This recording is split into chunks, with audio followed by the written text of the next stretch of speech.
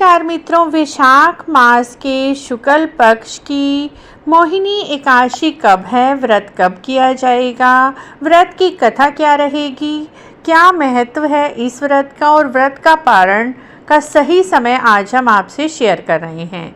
मित्रों, मोहिनी एकादशी वर्ष की बड़ी एकादशियों में से एक है। मोहिनी एकादशी पर भगवान विष्णु जी ने अमृत की रक्षा करने के लिए मोहिनी अवतार लिया था और अमृत कलश की रक्षा की थी। जब समुद्र मंथन से अमृत कलश निकला तो देवताओं और दानवों में युद्ध हुआ। उसी अमृत कलश को पाने के लिए देवता और असुर दोनों ही मोहित थे।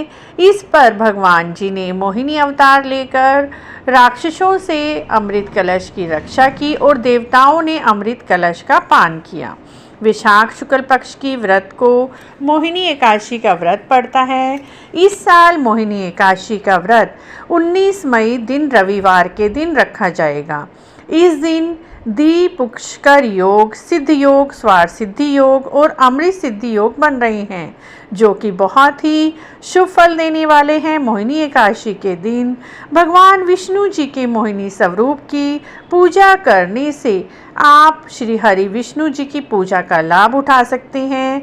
कहा जाता है मोहिनी व्रत को करने से मनुष्य मोह माया के जंजाल से मन दूर हो जाता है। मोहिनी एकादशी की व्रत कथा एक बार युधिष्ठिर जी ने भगवान कृष्ण जी से पूछी थी कि भगवान जी, वैशाख शुक्ल एकादशी के व्रत और पूजा का क्या महत्व है, क्या विधि है। तब भगवान श्री कृष्ण जी ने कहा, वैशाख शुक्ल पक्ष की एकादशी को मोहिनी एकादशी के नाम से जाना जाता है। वहीं महर्षि वशिष्ठ ने भगवान रामचंद्र जी को भी कथा बताई थी।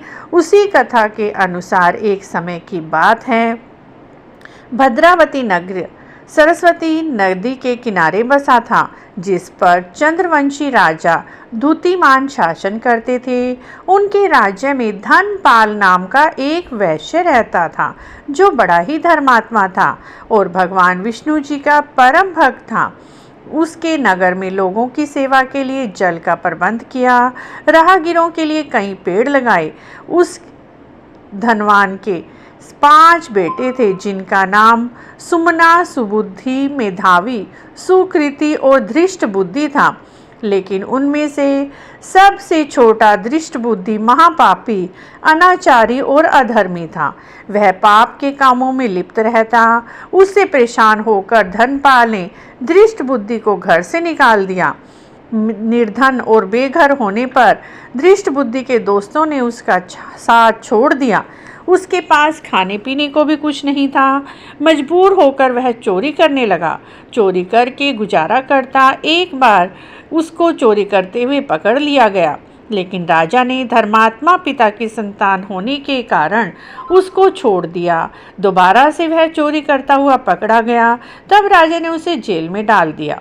बाद में उसे नगर से बाहर निकाल दिया।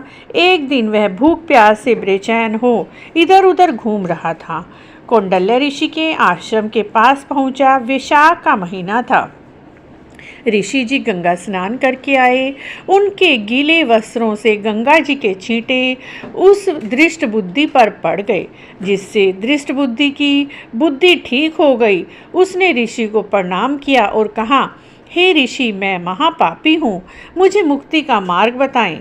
ऋषि कौंडल्य को दृष्ट बुद्धि पर दया आ गई। उन्होंने कहा, वैशाख शुक्ल एकादशी को मोहिनी एकादशी का व्रत करो। इस व्रत को विधि विधान से करने से तुम्हारे सभी पाप नष्ट हो जाएंगे और तुम पुण्य के भागी बनोगे।